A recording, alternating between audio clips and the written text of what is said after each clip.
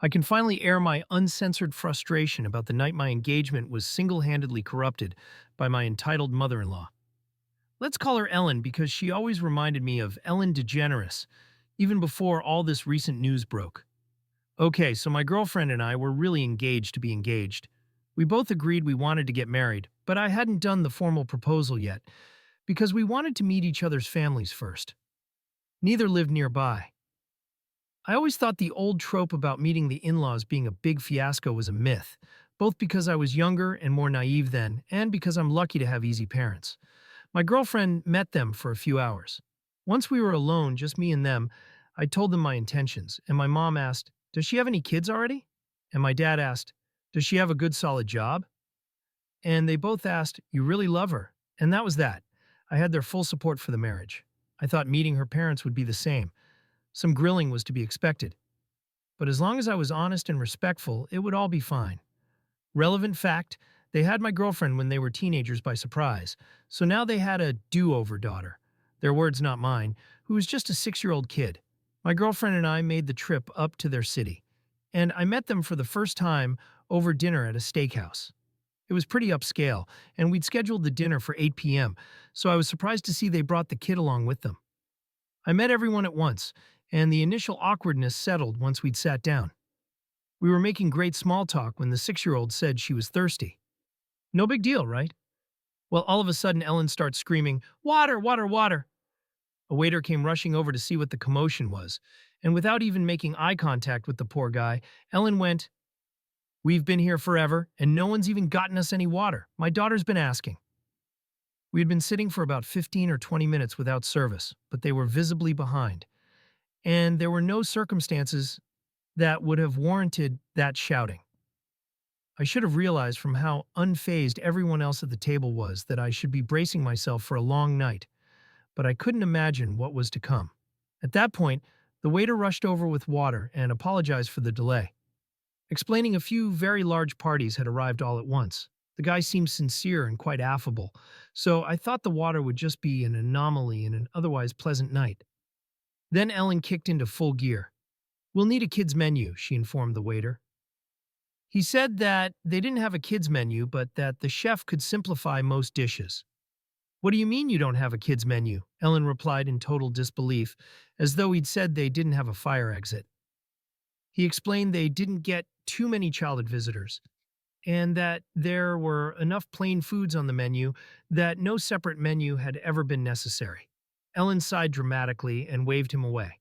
Literally without saying a word, waved him off the table. I tried to give him an apologetic glance, but understandably, he didn't look back our way. I was so glad the poor guy left and didn't have to be subjected to her anymore.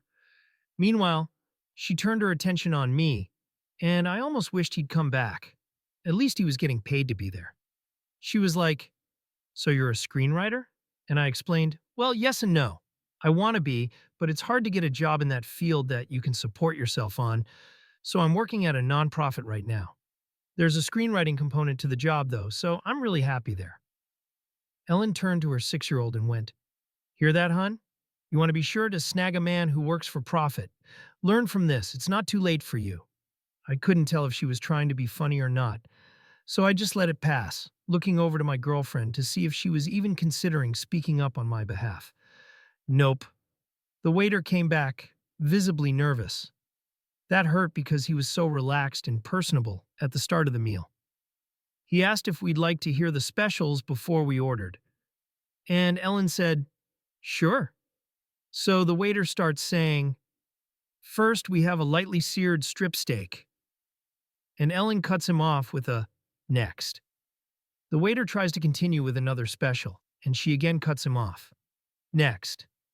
Then again, the waiter does his best to tell us about another special, and she again goes, "Next." And on until he'd gone through all 7 or 10 specials, even though she ultimately ordered off the menu. A plain ribeye, well done. She tried to order her daughter the same, but the kid said she just wanted plain mashed potatoes, so Ellen let her get mashed potatoes alone for dinner. Then she sent the waiter away. The rest of us hadn't even ordered yet, and everyone else just sat there like it was entirely normal. I waited for someone to say something, thinking it was more her older daughter, my girlfriend's place, or her husband's, but when no one did, I couldn't help myself. I was the one. Steak and potatoes going to be for all of us? My girlfriend explained in the tone you'd use for a tourist violating a sacred local taboo. My mom always has the waiter put the kids' food in first, so it can get started right away. We'll order once the kitchen has hers. I thought she was joking, since Ellen didn't just order her kids' food. She also ordered her own dinner too, so I laughed. Something funny? Ellen asked. Then I realized she was serious, and I shut up. Thankfully, her dad at least recognized that what was normal for them might not be as regular to me, and tried to lighten the mood with a change of topic. But not even 10 minutes after we'd ordered. I'd guess technically 5 minutes after we'd ordered, 10 minutes after she and her daughter had ordered. Ellen started in again. Another table that had been there long before we were got a side order of mashed potatoes with their meal. Ellen threw a total conniption. She was sputtering so inaudibly that none of us could figure out what was wrong at first. Finally, she managed to flag down some busboy who barely spoke English and began laying into him like he'd just sideswiped her on the freeway.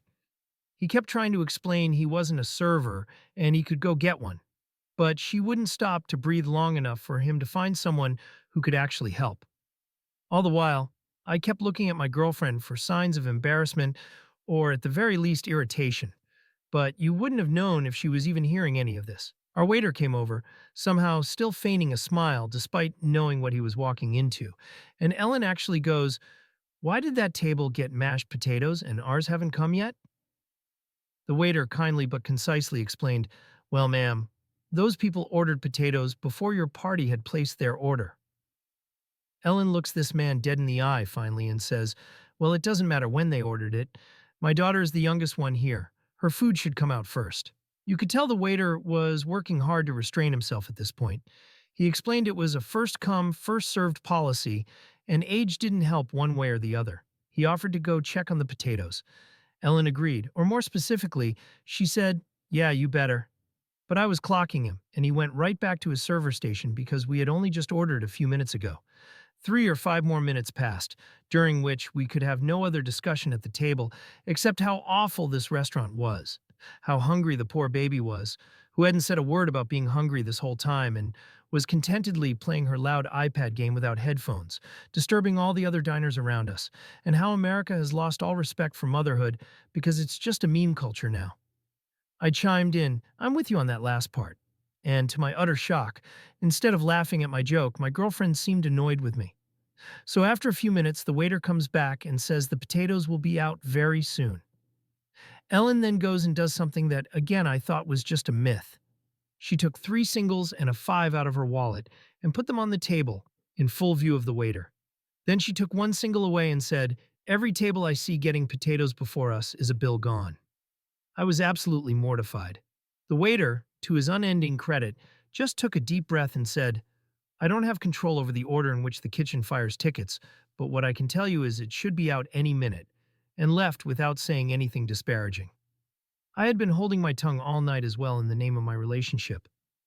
But once the tip hit the table, the $8 tip for a 100-plus bill on top of all else, I figured if my girlfriend was half the woman I thought she was, then she wouldn't mind my speaking up at this point. If anything, she'd be supportive, right? So I scooted my chair back a bit and said, "Listen, I know what you're doing with the cash on the table, but that kind of thing makes me really uncomfortable, and it's just not called for. Please put the money away, or we can just continue this some other time." My girlfriend's dad spits back, "What? How cheap do you have to be to not believe in tipping service workers?" Before I could process whether he was serious or yanking my chain, Ellen shocked me with, "No, you know what? You're right. This isn't necessary." I should have known better than to be relieved. She folded the bills back into her wallet, patiently waited for the next plate of mashed potatoes to be carried out, and when it wasn't delivered to us, it was a very common side dish at this place, a steakhouse. She went right up to a stranger's table and picked it up off their table. She half explained something about her daughter starving to death as she was walking away with the stranger's food. But unsurprisingly, that wasn't convincing enough for them. The old lady she took it from followed her right over to our table and tried to take it back. I was already searching for my coat tag in preparation to go, but a shoving match was beginning to unfold between Ellen and an elderly woman with a tennis ball walker. Far be it from me to sit through all that had happened, only to leave just as the night was getting interesting. The elderly woman was like, "Give me back my potatoes. Who are you?" And the poor little girl was like, "Mommy, it's okay. Don't take someone else's potatoes." But it all fell on deaf ears. Ellen yelled at the old lady, "How could you sit there and eat these when my daughter hasn't even been served yet? She's sitting here hungry, just a little girl, and you're over there stuffing your face. Come on, other potatoes will be out any minute." The old lady got to love her was like, "Great, if they'll be out any minute, what's the problem?" To which Ellen still found holier than thou, ground, gasping language. Finally, the waiter, and this time someone higher up as well, I think the manager, thank God, came over to separate them as they had begun to raise their voices. Staff had already asked Ellen to turn down her daughter's iPad multiple times without heed, and I'm guessing the waiter informed management about the tip on the table stunt she pulled because this was their final straw. They told us we were going to have to leave the restaurant. "But we don't even have our food yet," Ellen complained at the guy. This was clearly not the manager's first rodeo. "You can take the food that's already been served free of charge. Everything else will be canceled. Please leave immediately." The old lady didn't miss her chance to knock the potatoes right onto the floor so we couldn't try to take them with us. Nothing else had been served yet, so we had to leave without any food. When my girlfriend and I were finally alone in our car, she said, "Can you believe that?" And I said, "Not at all, and I really can't believe you didn't warn me." She went, "How could I have known any of that?" And confused, I asked, "Is she not usually like that?" Even more confused than me, my girlfriend asked, "Who, your mom?" I said, and she goes, "What's my mom got to do with the terrible service at that place?" That was the beginning of the end of our relationship.